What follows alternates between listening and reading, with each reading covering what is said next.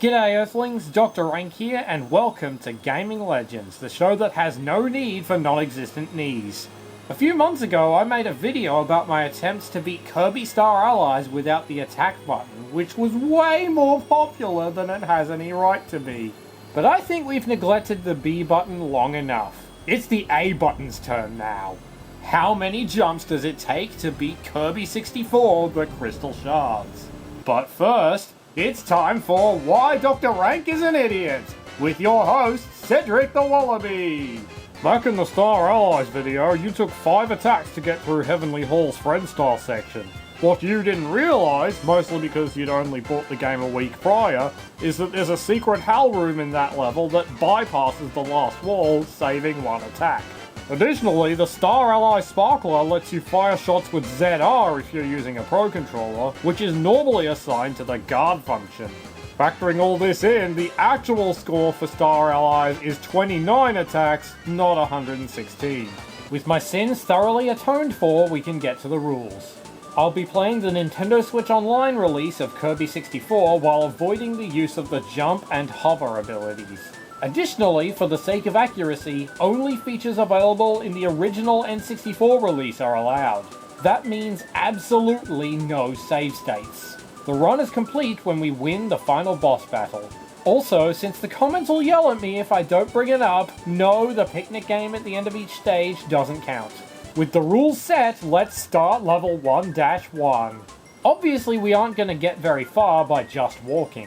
Our first goal is to get a copy ability that can give us height without jumping. We only have access to 3 abilities before the first platform, and they're all terrible for us. Burning is good for horizontal movement but lacks verticality, and Needle and Cutter are both completely useless. The main gimmick of Kirby 64 is combining abilities to make new ones, but no combination of these 3 is any more helpful than they are individually. So it looks like we have no choice but to make jump number 1. After that though, we encounter a crucial enemy, Bronto Burt. While it doesn't give us a copy ability when swallowed, it still gives us our first jump replacement. If you press L, R, or one of the C buttons with an enemy in your mouth, Kirby will carry them above his head.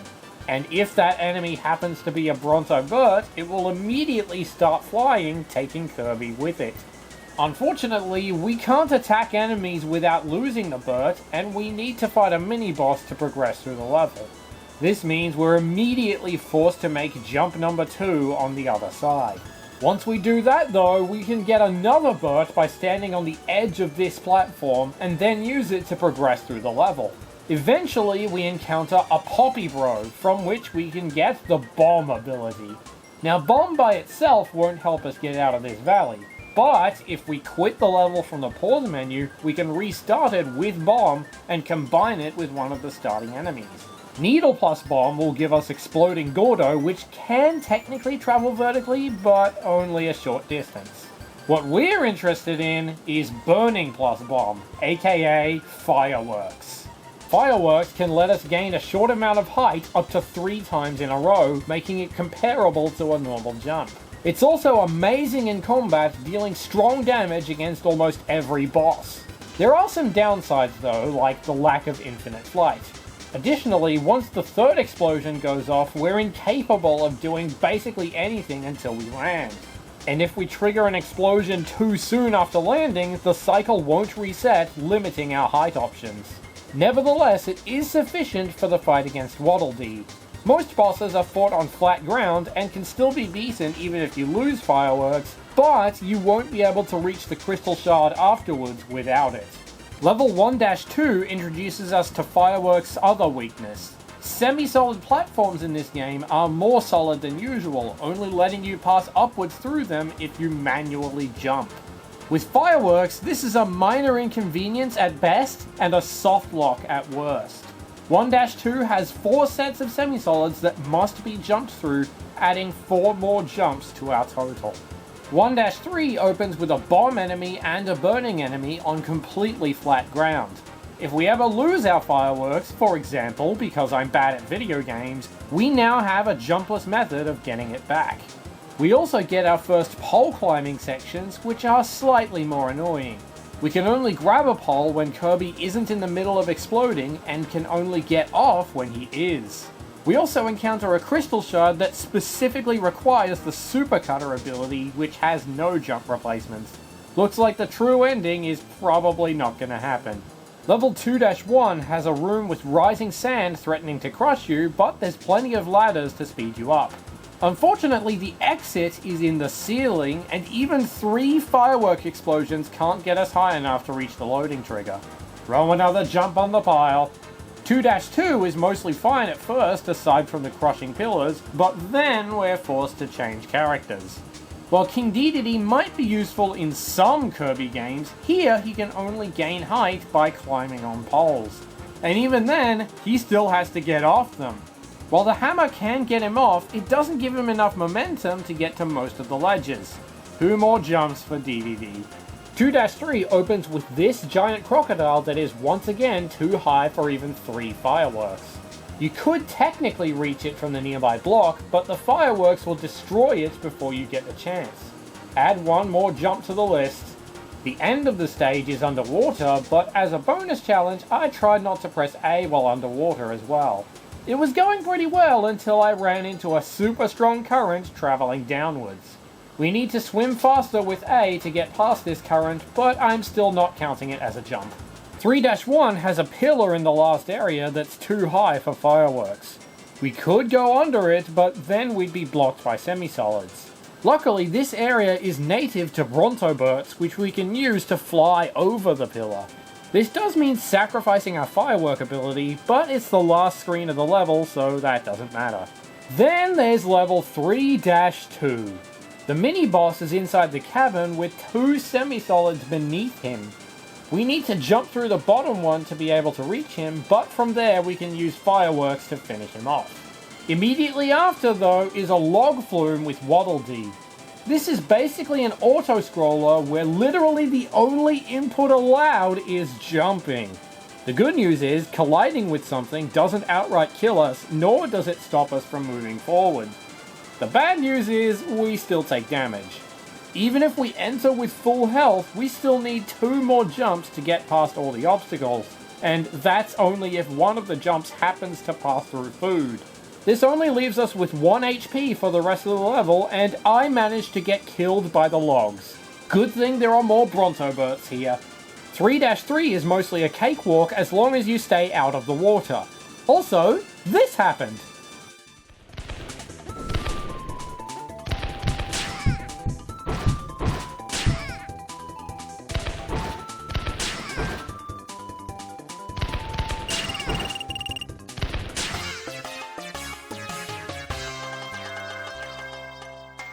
3-4 and 3-5 are both entirely underwater with no opposing current to interfere. However, the second phase of the boss fight is a vertical auto-scroller. If you're not already holding up at the top of the screen when it starts, you will inevitably be dragged down to the abyssal zone. If you decided to use fireworks in the fight, setting off the third kaboom will be a literal death sentence. But once you beat the boss, the camera will stop scrolling to let you grab the shard. 4-1 has a series of vines that move back and forth. Luckily, they're spaced close enough to reach with fireworks, and they all have solid ground at the base. Just make sure you don't try to disembark while moving in the opposite direction. 4-2 opens with a Waddle Dee minecart, which initially gave me a sinking feeling, but turns out this specific Waddle Dee section doesn't have any jumps.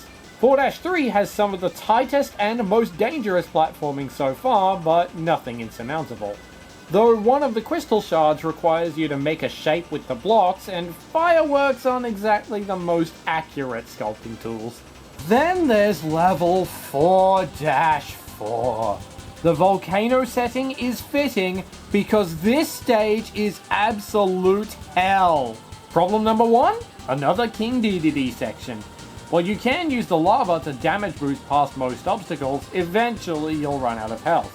I was able to shave a couple jumps off by dashing off this pillar onto the next one and using invulnerability frames to walk across some of the lava and making a pixel perfect hammer swing at the top of these stairs. Problem number 2? More platforming over lava. No, not just that lava, but this lava leaking out of the wall. And I should point out that lava is one of the few damage sources that can actually destroy your copy ability. Problem number 3, the lava flood. Fireworks are good at platforming, but only just barely fast enough to outpace the lava. Horizontally, because problem number 4, the other lava flood that travels upwards through several semi-solids. Even if you manage to get this far without losing firework, which is an accomplishment in itself, you still need to reach the summit. Even on my successful attempt, I just damage boosted up to the first semi-solid after the lava stops. I didn't have fireworks anymore, but by then I was just done with this level. I think 6 jumps is possible, but the best I've ever managed in an actual attempt is 10 jumps. 5-1 provides more jumpless access to fireworks. Even with it though, it still has its fair share of cruelty. This ladder has a cave below it, making it impossible to climb from ground level, and no amount of explosions will let us latch on. 1 jump is needed here, plus 1 more in the Waddle Dee bobsled. I did also discover that these helicopter enemies can be used to fly, but they're no Brontobert. 5-2 has a couple of wide pits that can't be crossed with fireworks alone, but fireworks are the only thing that can get us this far. Luckily, these pits have a decently strong updraft which, while not enough to outrun gravity, can be used to extend our horizontal distance. For this extra long pit, you'll need to space out your fireworks absolutely perfectly to just barely land on the edge of the cloud. Then we have 5-4, which once again has an early DDD section. While there aren't any pits this time, there are still a few Gordos here. Even the almighty power of iframes can't get past them, resulting in 2 more jumps. Insultingly, the conveyor belt leads to the smallest wall possible that we are also forced to jump over. Even once we're back in Kirby's shoes though, we still have to deal with a mini-boss that has an uncomfortably vertical arena. If you drop down to fight him like usual, you won't be able to make it back up. Luckily, the upper platforms allow you to still hit him with fireworks. Then there's the infamous crushing wall, which I somehow got through on my first try. But the final room is the cruelest, requiring us to go upwards through several semi-solids 30 feet apart while also avoiding the crushing machines. Sorry, but even fireworks can't help you here. If we count each individual hover input as a separate jump, which is standard policy for a Kirby jumpless run, guess how many jumps this last screen alone requires? 24! Level 6-1 is just 1-1 again, but with fireworks from the start this time. 6-2 is half underwater, and the other half— wait, DDD, what are you doing? No, DDD, no! Oh, thank God. 6-3 is basically just a boss rush, and while you could use any ability you like due to the staircases, fireworks are still the best damage dealer. The final boss, Miracle Matter, is the hardest boss in the entire run. Each of its 7 forms can only be damaged by the corresponding base ability. With fireworks alone, we can only damage its burning and bomb forms, and we still need to grab the crystal shard when the fight is over. We need to plan out every move in advance so we can still grab that shard. Spark Matter is the most dangerous form, so take that one out first with something like Lightning Rod or Refrigerator. Cutter Matter and Stone Matter can both be hit from ground level with anything, while Ice Matter and Needle Matter require a mild amount of elbow grease.